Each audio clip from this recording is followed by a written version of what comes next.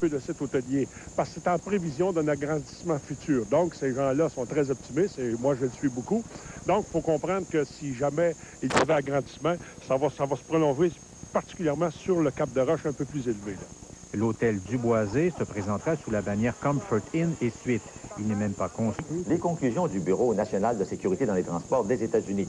Par exemple, la traduction des propos tenus en arabe par le pilote et le copilote dans la cabine de pilotage, alors pendant les derniers moments avant l'écrasement de l'avion. Alors on veut revoir tout ça, refaire faire la traduction par des Égyptiens, parce que la traduction aux États-Unis a été faite par des Libanais d'origine. Alors l'Égypte préfère ses propres traducteurs pour déceler toutes les nuances. Par exemple, les propos où on fait allusion à des prières. Est-ce que c'était vraiment des prières ou une espèce de cri de ralliement avant de poser un geste criminel?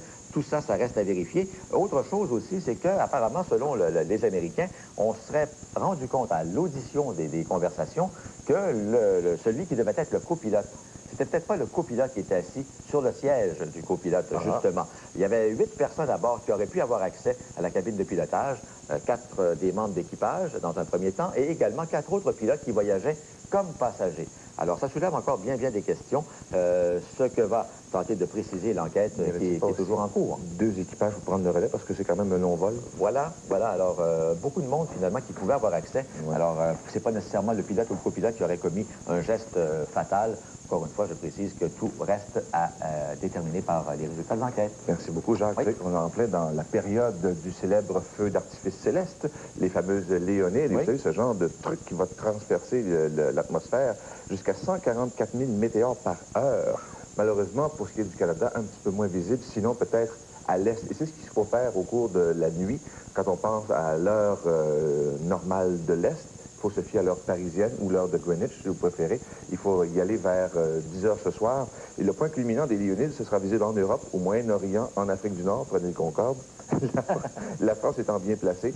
Et l'averse sera à son apogée au cours de la nuit prochaine. Pour observer les Léonides, il faut se tourner vers l'Est, justement. Et ça va filer jusqu'à 250 000 km/h. Quand vous rendez l'atmosphère, là, sortez la guimauve et cuite. Instantané. 6h16 minutes maintenant. Côté météo, Julie, ben là, oui, le mercure est froid et les décorations de Noël se viennent de plus en plus intenses. Ben oui, ça s'en vient. L'hiver s'en vient, Noël s'en vient, le froid s'en vient. Et aujourd'hui, ben, c'en est la preuve parce qu'il fait vraiment pas chaud avec le facteur 20. Il fait moins 12 ce matin. Couvrez-vous bien, habillez-vous chaudement. Mettez même peut-être un petit chapeau, chose que je n'ai pas fait ce matin, mais que je me promets de faire demain. Reproduisez-vous parce que c'est un peu le but de l'exercice, d'échapper au couperet du boucher, mais surtout pour faire en sorte que la population de dindons soit restaurée. On en a libéré quelques-unes et on vous le rappelle chaque année, hein, c'est le repas traditionnel. Je pense que ça mange plus de dinde durant l'Action de grâce aux États-Unis qu'il ne s'en mange dans le temps de Noël. Ici, je pense que l'Action de grâce, on fait ça avec un beau gros bouilli de légumes, mais la dinde là-bas, c'est vraiment le repas par excellence. Ouais. En plus des nombreux déplacements, c'est la longue fin de semaine qui occupe le plus des compagnies de transport aux États-Unis. Bon, eh bien, revenons à nos moutons ce matin sur la glace du centre Molson. C'est une attaque carrément anémique qu'on a cette année chez le Canadien. Oui, et même si hier, ils ont réussi à marquer le premier but. Écoutez, quand on joue contre les Sharks de San Jose, une des meilleures équipes de la Ligue nationale de hockey, ils sont 4e dans l'Ouest, les Sharks. C'est eux qui ont marqué le plus de buts. Les parents de Vincent D'Anfos étaient présents hier pour assister, évidemment, aux performances de leur garçon qui a bien fait, les a pas déçus. Et comme je vous le disais, c'est Carl Dykos qui a marqué le premier, et comme vous le disiez si bien ce matin, et le dernier but du Canadien lors de cette partie. Pour Dykos, c'est son premier but avec le Canadien. Ensuite de ça, Owen Nolan a connu un fort match. Et aussi, Gary Souter, c'est un bon lancer. De loin, la Hackett n'a pas été très fort hier sur ce tir de Souter. Regardez le but ici de Nolan. C'est assez hallucinant. La force, la puissance de ce tir sur une passe de D'Anfos, il a marqué. Les Sharks ont finalement gagné cette partie par la marque de 4-1. C'est-à-dire que ça va dans l'Ouest. Des parties qui ne seront pas faciles, entre autres, contre les Sharks au cours des prochaines journées. Les Sharks ont déjà joué 23 matchs. Oui, depuis les leçons, oui. Il y a guère quitte de bonheur? Ben oui, il n'était pas très heureux. Il est sûrement à l'aine pour... Pas de gardien. Ah là là. Regardez ce jeu de passe-là, assez spectaculaire, qui a finalement mené hier au but de M. Alexis Kovaliev, des passes de Lang et Kip Miller là-dessus. Matthew Barnaby jouait contre son ancienne équipe hier. Il a réussi à marquer son but, en échappé à part ça. Premier but de la saison pour Matthew Barnaby. Et quand il marque, on peut toujours s'attendre à une petite réaction toujours assez rigolo de le voir marquer des buts sur Matthew Barnaby. C'est un spécimen, celui-là. Ensuite, c'est Miroslav Chatan ici, en désavantage numérique, qui va finalement déjouer Jean-Sébastien Aubin. Belle fin. Vous avez vu qu'Aubin a mordu. son 9e à Chatham depuis le début de la saison. Autre but ensuite des Sabres qui ont finalement gagné cette partie, donc finalement qui ont perdu cette partie, 3-2. Ils ont marqué 2 buts en fin de partie, mais n'ont pas réussi à revenir de l'arrière. Des victoires pour Phoenix, hier, début là-dessus de Roenick Eletowski, 34 arrêts pour Bob Essensa. Les victoires des Kings de Los Angeles, 36 arrêts pour Jamie Starr, les gardiens qui ont été fort occupés hier soir. Pedro, sans l'ombre d'un doute. Oui, vous avez raison. Pedro Martinez des Red Sox de Boston est le récipiendaire du trophée Cy Young dans l'américaine. Vous savez qu'il avait déjà gagné avec les Expos le même honneur en 1997. Donc, il devient le 3e lanceur de l'histoire après Gaylor Perry, Randy Johnson la veille et maintenant Pedro Martinez a remporté le titre dans les 2 circuits. Alors, 2 anciens Expos, donc dans 24 heures, qui se méritent le précieux trophée du lanceur par excellence. Imaginez 23 victoires cette année contre 4 défaites pour Pedro Martinez et une moyenne assez impressionnante de points mérités de 2,07. Faut le faire. Et Lennox Lewis n'a pas assez de pantalons pour le nombre de ceintures qu'il remporte. Vous avez raison. Vous savez qu'on a parlé en fin de semaine du fait que l'IBF avait refusé de lui remettre sa ceinture. On s'est finalement entendu pour 300 000 $, donc il va enfin avoir sa ceinture qui va donc officialiser son titre donc de champion unifié et incontesté des lourds. Alors voilà, c'est fait pour M. Lennox Lewis. Encore une fois, c'est un autre épisode un peu louche dans le monde de la boxe, mais c'est réglé pour 300 000 $. Continuons donc un peu. Allons-y donc, Jacques Villeneuve, vous savez qu'il est maintenant fiancé avec Danny Meadows. Ben, il semble que ce sera le 31 décembre au soir que ce dernier va se marier avec Danny Meadows. Et certaines personnes comme Craig Pollock, qui est très près de Jacques Villeneuve, on peut peut-être le croire, ils disent que non, c'est juste des rumeurs, mais évidemment qu'on veut éviter qu'il y ait bien des gens, des paparazzis entre autres, qui soient tout prêts pour assister à peut-être cette nuit de mariage de Jacques Villeneuve. Ils vont aller au spectacle de Céline. Bon. Je rappelle, en février, après avoir consulté 3 médecins dans une clinique de Montréal, hier, c'est un médecin expert qui est venu prendre la défense des médecins de la clinique. Il a mentionné que les consultations ont été bien menées et qu'il était impossible de détecter le mal dont souffrait Isabelle Brûlé. Le père d'Isabelle, Marc Brûlé, croit pour sa part que sa fille n'a pas été suffisamment examinée. Le musée Trois-Rivières va fermer ses portes, du moins temporairement, une fermeture qui va durer 1 an et demi, le temps de mettre en place un plan de relance. La ministre des Affaires culturelles a fait cette annonce hier. Elle souscrit ainsi aux recommandations du comité qui s'est penché sur l'avenir du musée. Au cours de la dernière saison, seulement quelques milliers de personnes ont visité le musée. Celui-ci devrait tout de même conserver le même thème, c'est-à-dire les arts et traditions populaires du Québec. Enfin, 350 militaires canadiens sont débarqués dans la région de Trois-Rivières hier. Ils vont se prêter à différents exercices à caractère civil d'ici la fin de la semaine. Bonne journée. Sur le copilote en question. Beaucoup de manchettes sur la santé ce matin. D'abord dans le Devoir, Québec semble vouloir se résigner donc à éponger le dépassement budgétaire de 80 millions en faveur des médecins. Il y a le Droit pendant ce temps qui nous parle de médecine à 2 vitesses, en ce sens que la privatisation semble faire son chemin dans les cabinets privés de l'Outaouais. Et puis De Gazette qui parle de la première naissance d'un bébé conçu entièrement en laboratoire à McGill, donc ce qui pourrait faire avancer grandement tout le dossier de fécondation in vitro. Dans le Globe and Mail de Toronto, on a une photo assez éloquente pour illustrer que l'IRA recherche aujourd'hui la paix. Dans le National Post, on parle de cette firme de Calgary reliée à certaines atrocités vécues au Soudan. Donc, il s'agit de Talisman Énergie. Dans le Journal de Montréal, croyez-le ou non, mais Céline veut se remarier. Avec qui? Avec son Angélil de Marie, histoire de bien passer le cap du prochain millénaire. Et puis, dans les affaires, on nous montre ce matin que le marché immobilier commence à tourner à l'avantage des vendeurs. Serait-ce le temps donc de vendre sa maison? Vous voulez nous entretenir de la santé ce matin, Serge? Oui, la santé, c'est ce qui revient dans plusieurs pages éditoriales ce matin. Jean Martel, d'abord, dans Le Soleil.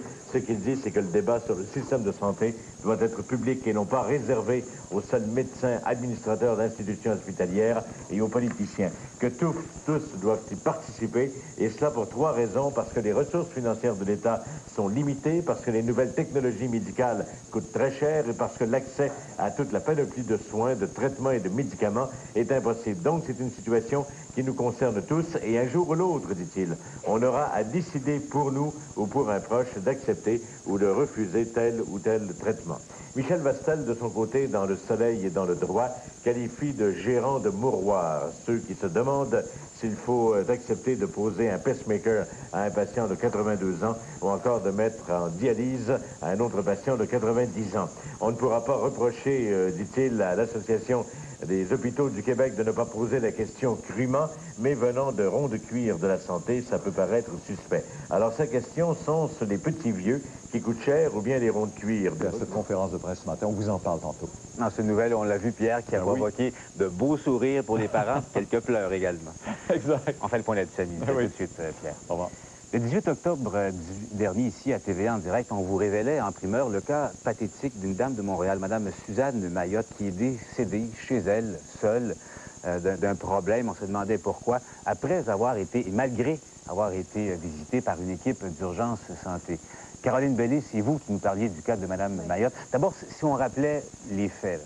Oui, alors il faut se souvenir que Chantal Nocera, l'amie de Mme Suzanne Mayotte, Mme Nocera qui était à son chevet au moment où elle a eu des malaises à la poitrine, avait téléphoné au 911 pour demander les services d'urgence. Services d'urgence qui sont arrivés sur les lieux, mais on n'a pas jugé bon, selon l'avis du médecin présent, de transporter Mme Mayotte à l'hôpital, prétextant qu'elle faisait une vague crise d'angoisse. Et arriva ce qui arriva, comme vous le disiez tout à l'heure, Paul. Mme Mayotte a été retrouvée morte chez elle 3 jours plus tard. Voici un extrait du reportage qu'on vous présentait le 18 octobre dernier. Puis là, elle se roulait dans le lit d'un côté et de l'autre en me disant « j'ai mal, j'ai mal, j'ai mal ». Vous êtes avec Urgence Santé, madame? Oui, madame, est-ce que ça serait possible d'envoyer quelqu'un, s'il vous plaît? Ce qui se passe, là, c'est que j'ai une de mes amies, là, qui est en train de, je sais pas, là, fait de l'angoisse ou une crise cardiaque. Et je sais que tout mal. Il y avait 2 ambulances et un médecin. Il lui a dit « écoutez, madame, il dit vous mourrez pas aujourd'hui, là. C'est pas une crise cardiaque que vous êtes en train de faire, c'est tout simplement une crise d'angoisse. Et c'est les mêmes symptômes qu'une crise cardiaque, mais c'est pas ça, vous mourrez pas aujourd'hui, là. Moi, j'accepte pas ça. Elle est décédée aujourd'hui, elle est plus là.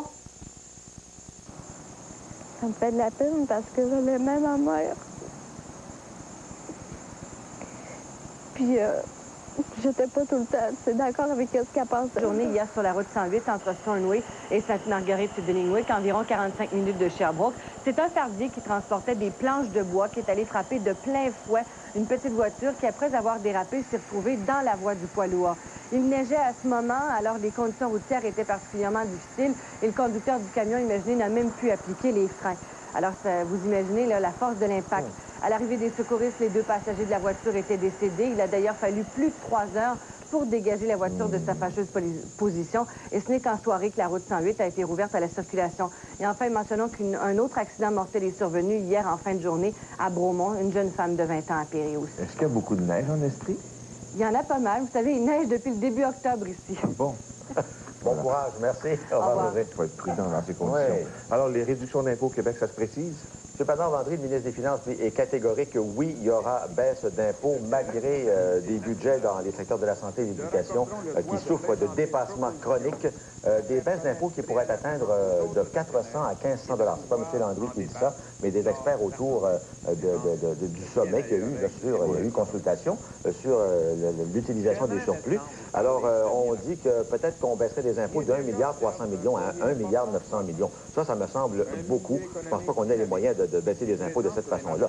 Tant mieux si on peut le faire. Mais on parle en même temps, en coulisses, d'une augmentation de la TVQ qui pourrait venir chercher dans nos poches encore 600 millions. Encore là, il n'y a rien de confirmé de ce côté-là. Mais de toute façon, il y a déjà des baisses d'impôts qui ont été annoncées dans le dernier budget de M. Landry pour juillet qui vient. Est-ce que dans les baisses d'impôts annoncées par M. Landry, ça inclurait ces baisses d'impôts-là déjà prévues?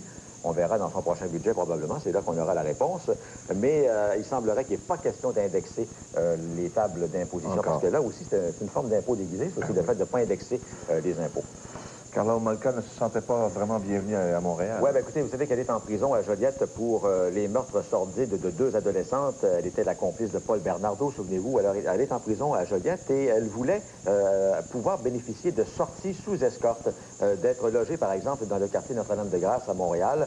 C'est une possibilité qui avait soulevé beaucoup de protestations de la part des résidents du quartier Notre-Dame-de-Grâce. Et finalement, elle retire cette requête-là. De son côté, ben, Paul Bernardo lui demande un nouveau procès, prétendant que le juge a fait des erreurs qui ont minimisé l'implication de Carla Homolka. Il y aura moins de militaires en Europe. Oui, c'est une charte qui a été signée par les participants à ce sommet de l'Organisation de la sécurité et de la coopération en Europe. Le Canada, les États-Unis et Israël, incidemment, faisaient partie de ce sommet. Alors, une trentaine de pays qui ont signé ce traité pour réduire les forces armées, effectivement, en Europe, de 10 des armes non nucléaires. Alors, il a fallu évidemment jouer de l'arme de persuasion auprès de Moscou pour les convaincre d'adhérer à ce traité-là, parce qu'on sait que Moscou, par son intervention en Tchétchénie actuellement, dépasse largement le quota d'armement qui a été convenu dans ce traité-là. Moscou qui a dit à l'OSCE, ne vous mêlez pas de ça, ça ne vous regarde pas. Alors, pour l'instant, il n'est pas question de retrait immédiat là, de la Russie, de la Tchétchénie où les troupes russes ont pris encore une deuxième ville. Alors, ils contrôlent 2 villes actuellement là-bas et qui forcent la fuite de centaines de milliers de personnes de la Tchétchénie vers l'Ingouchie, juste à côté, un pays qui se passera bien de ça, qui vit très, très modestement. On a eu des tentes dans des terrains boueux. Terrible. Merci beaucoup, Jean. Vous savez qu'il existe plusieurs formes d'adoption. L'adoption internationale, il existe également l'adoption en privé. La petite fille que vous apercevez ici, Rebecca, est officiellement âgée de 7 ans. Mais selon le certificat de naissance d'origine obtenu par sa mère adoptive, la jeune haïtienne aurait à peine 5 ans. C'est ça qui est plus difficile en matière d'adoption, souvent internationale. Et comme 5% des parents qui adoptent au Québec, Mme Charest s'est tournée vers l'adoption privée. Elle a dû entreprendre des démarches juridiques. Que tous les synonymes de pathétique sont bons ce matin pour expliquer un peu ce qui se passe actuellement chez les Canadiens. Ça fait vraiment pitié. On a appris hier que Sekou Koivu va rater les 3 prochains mois d'activité et il y avait beaucoup de frustration dans l'air hier. On a assisté à plusieurs combats lors du premier engagement. On vient de voir M. Cummins. Ça, c'est Aaron Asham qui a eu maille à partir hier avec Borowski. Finalement, Savage, qui n'est pas un batailleur, ben oui, qui est venu à la rescousse un peu, si on veut, de Jeff Hackett, qui s'était fait frapper un peu. Mais quand même, là, ça a très mal été pour le Canadien hier, qui a accordé 6 buts aux Prédateurs de Nashville. L'équipe que le Canadien devait battre lors de ce voyage-là, parce que là, ce soir, pas ce soir, mais demain soir, on affronte les Kings de Los Angeles, ensuite San Jose et Anaheim. S'il y avait un match que le Canadien pouvait presque assurément gagner, c'était celui contre Nashville, et ils n'ont pas réussi à le faire hier. Donc, revers de 6-1 du Canadien. On a même remplacé Jeff Hackett en 3e, mais il ne faut pas lui en vouloir. Hackett, il est seul. Encore la commotion cérébrale qui pousse quelqu'un à la retraite. Oui, Jeff Cortle, qu'on voit actuellement, est donc obligé de se retirer. C'est une décision sage. Il a été victime de plusieurs commotions cérébrales et c'est bien de ne pas prendre de risques comme ça, surtout que son avenir est assuré. Il a touché des bons salaires au cours des dernières années. On vient de voir le but de Pavel Dimitrov. Ça a donc été le premier but du match marqué tard. En 3e période, seulement le premier but dans le match hier. Dimitrov en a marqué un autre. Ensuite, Enzo, et finalement, les Blues ont battu la Floride par la marque de 3-0. Je vous donne tout de suite les autres résultats à la Ligue nationale de hockey. Il y a Tampa Bay qui a eu le meilleur contre Pittsburgh hier par la marque de 2-1. Phoenix a battu Los Angeles contre qui le Canadien jouera demain 3-2. Et dans les 3 autres matchs hier, défaite des Sénateurs d'Ottawa, une autre contre les Sharks de San Jose 4-1. Il y a les Rangers qui ont encore perdu. Boston les a vaincus donc 5-3. Et match nul de 1-1 entre Dallas et Philadelphie hier soir. Mark McGuire pourra arrondir ses fins de mois jusqu'en 2001. Oui, il va toucher 11 millions de dollars en 2001. Il y avait donc une année d'option que McGuire et les Cards pouvaient exercer. Ils ont donc décidé de le faire. Et 11 millions pour Mark McGuire, c'est bien payé. Si on regarde les salaires qui se paient, Guy, dans le baseball majeur, ce bonhomme-là a donc maintenant plus de 500 circuits, en a frappé 70 il y a 2 ans, en a frappé 65, il remplit les stades. J'aime mieux donner 11 millions de dollars à Mark McGuire que 8 ou 9 millions à d'autres joueurs qui ne le méritent pas vraiment. Jim Courier s'est fait arrêter? Oui, Jim Courier s'est fait arrêter, mais on va parler, si vous voulez bien, de Sébastien Larreau. On fait un petit lien tennis comme ça. Larreau et O'Brien qui ont perdu. Vous savez que c'est le championnat mondial qui se déroule à Hartford présentement. Donc, première défaite contre les Woodies. Alors, évidemment que c'est une défaite qui fait mal un petit peu, mais quand même. Ils ne sont pas éliminés. Ils ne sont pas éliminés. Le tournoi se poursuit, ils peuvent encore jouer. Qu'est-ce que je disais au sujet de Jim Courier? Vous parlez de Jim Courier. Vous allez voir qu'il avait un beau sourire sur sa photo, mais pourtant, il s'est fait arrêter en état d'ébriété, M. Courier. Il s'est fait arrêter sur le campus universitaire de la Georgie par la police de la Georgie. Et finalement, il a été amené en prison du comté de Clark avant d'être relâché sous caution, mais il va quand même comparaître devant un juge au cours des prochaines journées. Donc, une mauvaise note dans le cahier de Jim Courier. 2 nouvelles de Formule 1 en terminant. Oui, rapidement, on peut vous dire que Jacques Villeneuve a confirmé hier qu'il sera... Si bien que certains détaillants ont connu une pénurie de carburant. Les propriétaires de stations-service croient par ailleurs que la menace d'une hausse du prix de l'essence pourrait amener les automobilistes à réduire leurs déplacements. Les militaires de passage dans la région se sont exercés à Saint-Mathieu-du-Parc hier. Et vraiment, ils sont prêts à tous les scénarios. Ils ont simulé un accident d'avion qui transportait 8 dangereux criminels qui ont pris la fuite. L'exercice a permis de constater certains problèmes radio. Les militaires en ont pris une bonne note, d'autant plus qu'un bug au passage à l'an 2000 pourrait perturber le réseau de téléphonie cellulaire. Et puisqu'on est vendredi et on jette un petit regard sur la météo pour le week-end, c'est assez doux en général, nuageux aujourd'hui, des averses demain et pour dimanche c'est du soleil, température de 7 à 9 degrés. Bonne journée. Salle d'opération, histoire de tester un appareil gynécologique sur des patientes de chez nous. Dans le soleil, l'avis qui a été donné aux différents ministères du Québec que les budgets seront réduits l'an prochain, sauf en santé et en éducation, donc histoire notamment de respecter les promesses de baisse d'impôts. Dans la Gazette, on parle de la disparition possible d'Imasco suite à la vente des pharmacies Shoppers et Pharmaprix à des intérêts américains. Le National Post parle de son côté des bénéfices records de la Banque Toronto-Dominion, 3 milliards de dollars, tandis que l'on continue de couper dans le personnel. Dans le Globe and Mail de Toronto, c'est la saga donc des documents volés à la JRC en 95 à Vancouver, mais revendus à qui pouvait bien en profiter.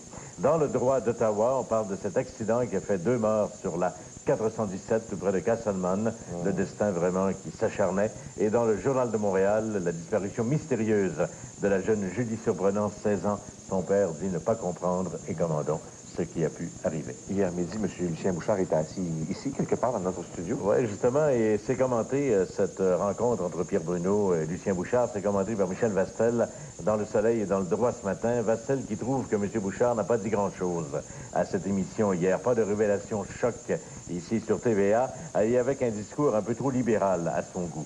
Et Vastel dit ceci, il dit quand notre système de santé ne peut traiter que le tiers des cancéreux dans un délai médicalement recommandé de 4 semaines, on a un sérieux problème. Or, sa question, quelle est la différence entre la solution de Ralph Klein, qui est de faire ouvrir des hôpitaux privés par des spécialistes canadiens ou américains, et celle de Pauline Marois, qui est d'envoyer des patients dans des hôpitaux des États-Unis? Ben, il dit qu'il y a 2 différences.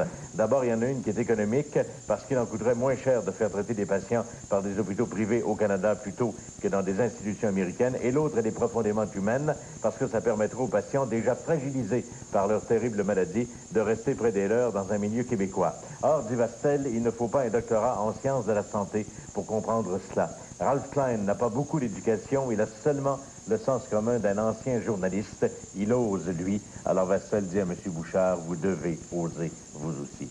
Après la dénonciation de Nathalie Petrovski hier dans la presse, voilà celle de Paul Desrivières dans Le Devoir aujourd'hui, en éditorial, qui dit que la présidente de Cinart, Micheline Charret, joue à un drôle de petit jeu, que sa maison de production, présentement sous enquête, et qui est soupçonnée d'avoir obtenu des fonds publics illégalement, eh bien, voilà que Mme la PDG s'est pointée cette semaine à un déjeuner-causerie et s'est lancée dans une dénonciation vigoureuse des règles d'attribution des fonds publics. Et quelles règles Mme Charret dénonce-t-elle, demande Paul Desrivières, celle-là même qui lui cause tant de soucis par les temps qui courent. Alors, elle dit que Mme Charret a raison de dire qu'il faut revoir le système de financement de l'industrie du cinéma et de la télévision, mais pas dans le sens qu'elle l'entend. Il faut plutôt que l'aide se rende aux créateurs bien davantage qu'actuellement. Et qu'entre-temps, il faut que les ministres responsables ordonnent la tenue d'enquêtes indépendantes sur les pratiques en cours à la SODEC et plus encore à Téléfilm. Que la ministre de la Culture, Agnès Maltais, ne pense pas avoir disposé du problème en demandant à la SODEC de faire enquête sur elle-même, qu'elle se détrompe.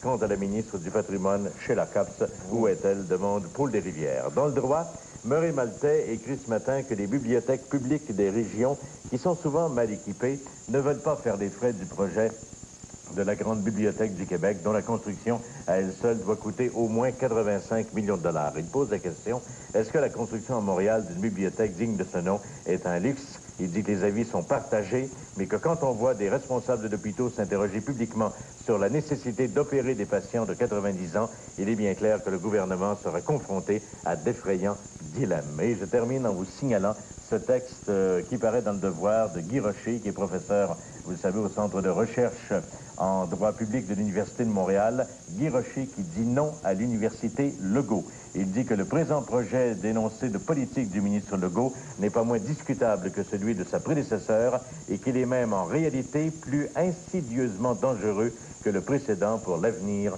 des universités. Sommes-nous à ce point colonisés par la mentalité utilitariste qu'il ne nous est plus possible de dire non à l'Université Legault, demande Guy Rocher à ses pairs. Et dans le dessin? Et dans le dessin, ben, celui de Pierre dans le Journal de Montréal et le Journal de Québec. Voyez en Père Noël Bernard Landry avec une bien petite poche sur les épaules, mais devant de gros bas de Noël qui sont loin d'être remplis. On se reparle à peu près à 1h10, Serge. À tout de suite.